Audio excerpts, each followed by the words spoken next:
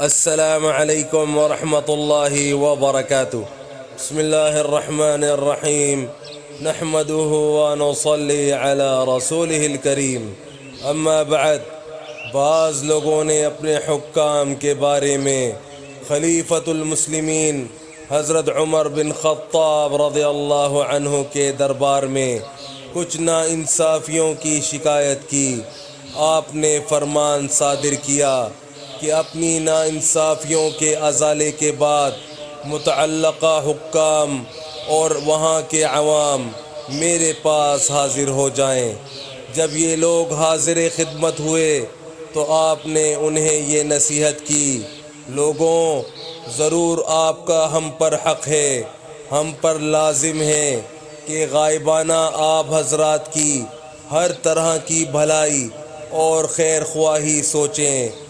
اے حکام، عوام کا تم پر حق ہے، یاد رکھو نرمی اور مہربانی اللہ تعالیٰ کے ہاں محبوب ترین اور بلند ترین عمل ہے، اور یہ بھی سن لو کہ سختی اور قسادت قلبی اللہ تعالیٰ کے ہاں مبغوض ترین اور پست ترین عمل ہے۔